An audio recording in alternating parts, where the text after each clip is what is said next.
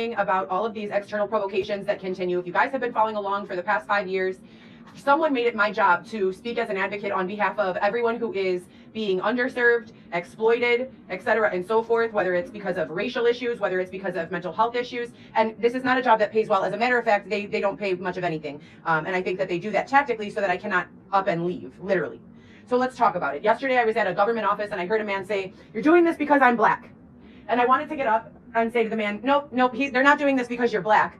I'm white and they're doing it to me, and there's lots of other people who they do it to. Being black probably doesn't help, but no, it's not just because you're black. I'll tell you why they're doing it. Systemically, these people in these positions who are, quote, doing this to us, they are programmed to do it. They are programmed to not ask, am I doing the right thing? They are programmed to not look deeper for meaning. They are programmed to accept surface value explanations from their superiors, and they are programmed to judge people who look poor, people who look ignorant, people who sound uninformed. Those are the three largest categories. Does it happen a lot more to black people than other, nationalities? I really don't know. I don't know the statistics, but it makes sense that it would. It makes sense that it would happen the most to minorities with a language barrier and black people who are still trying to recover from oppressive regimes and direct ancestors of slaves who have not been able to make it yet. That's who it feels like it would affect the most. I happen to be white and poor, so, it has happened to me. I know lots of other people who are poor and it has happened to them, and I can get into more details. If you come into a government office and you're dirty, right? Or if a police officer arrests you and you're dirty. And what I mean by dirty is unshowered, hair unkept, no makeup on, in a dirty outfit, right? Dirty clothing. What's going to happen is, and forgive me for not being center screen while I'm doing this, I'm getting ready for the day. But I felt like due to the provocations I've been experiencing this morning, it was important for me to say this and explain this to those who don't understand.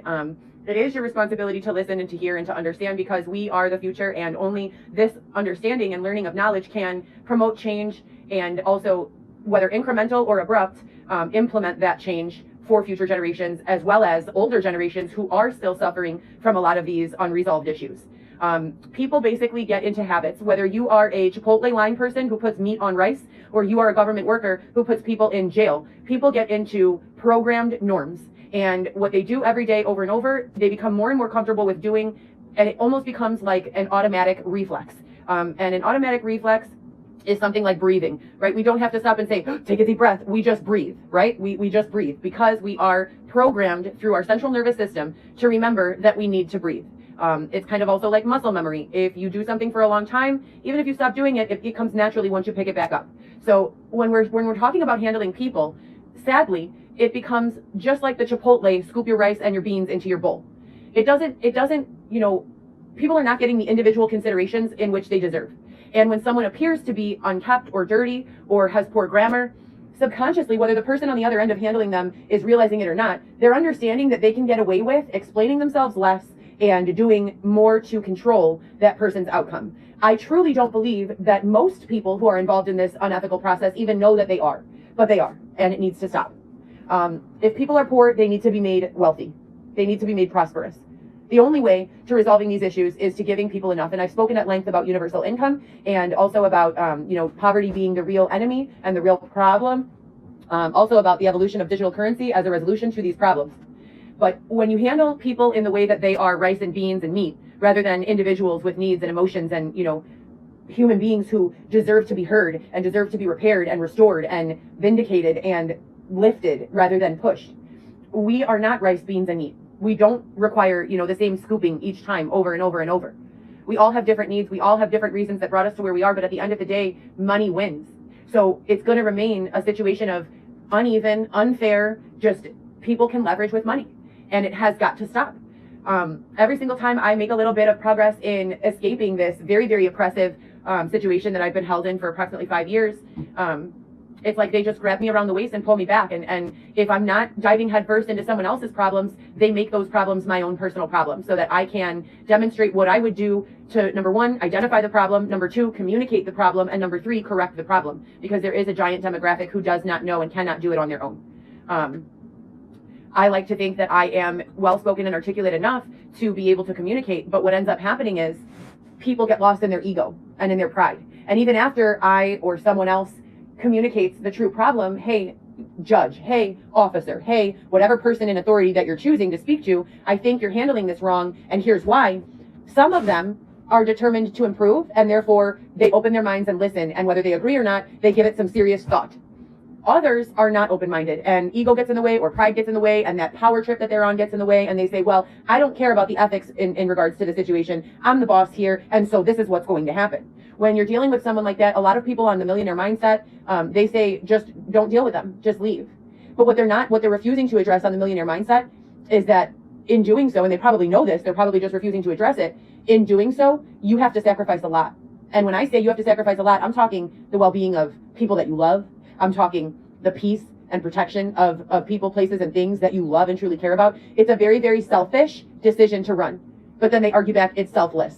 I don't want to be, being dragged for the rest of my life into this misery and into, protecting and explaining and describing what's going on just so that people can choose not to make the change anyways. Being dedicated to improvements doesn't mean that I have to live, breathe, eat, poop, fart injustice. I and my family have not received justice or vindication in years. I don't remember the last time that I was able to curl up with a book, listening to my children laughing in their bedroom next door, and fall asleep in peace knowing that my family is together with me, safe and happy. I have a 3-month-old baby that is somehow being caught up in whatever this is, and it's not fair.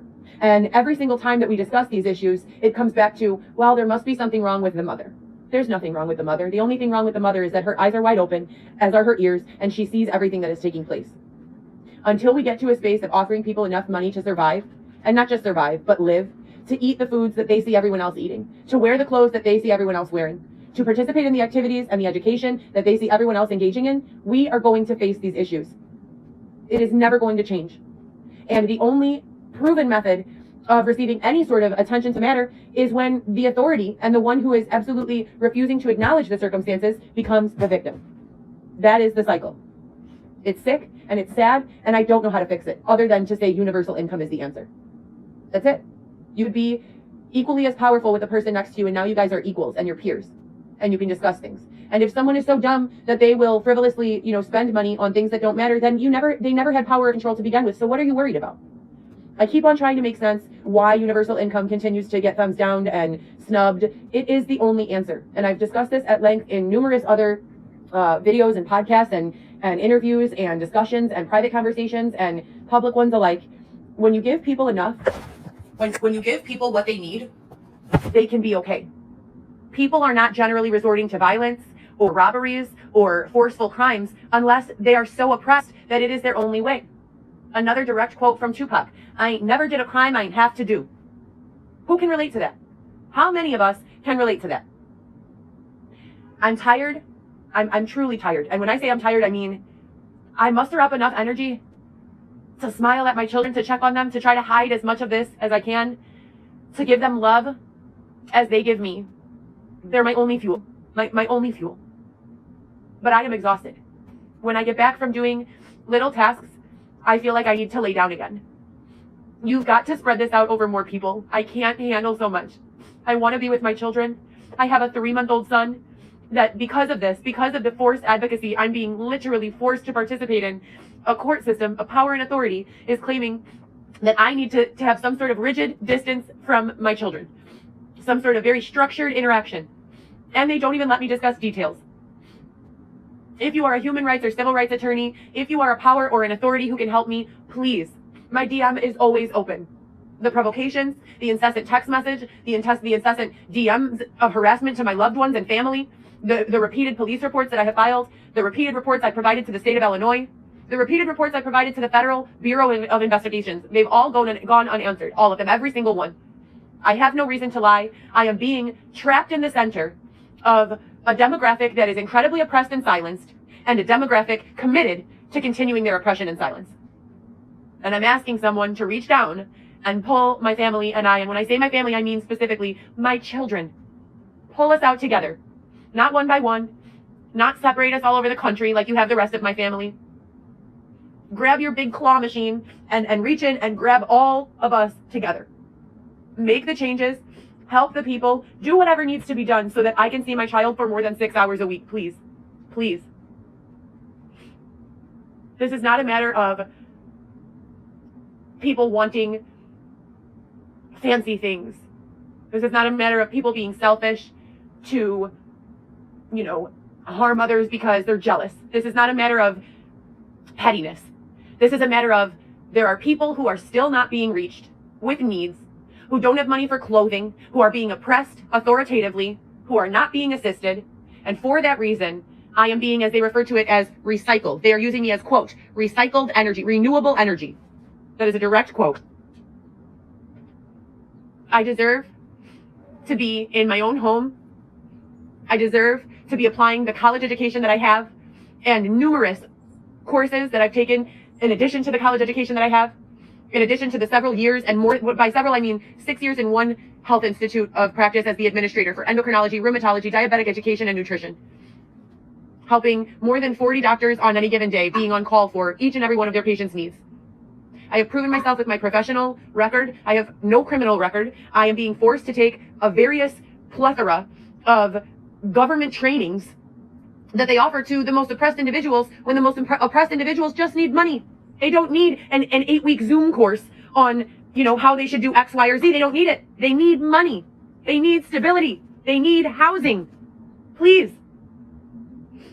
I'm feeding my son 3 days a week, 4 days a week. You guys know I have a personal blog, and that has been my entire life for the past, 7 years or so, 6 years or so.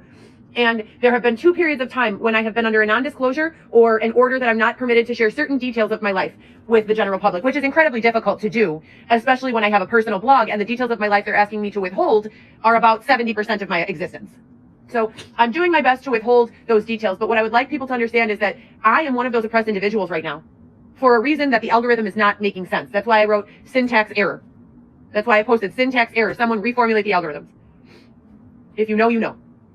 When we're talking about, I have a breast pump and I'm pumping breast milk for my son 4 days a week and feeding him 3 days a week. And I'm afraid because if my breast pump goes out, I will lose my milk supply. What does a normal woman do if she's afraid her breast pump will go out?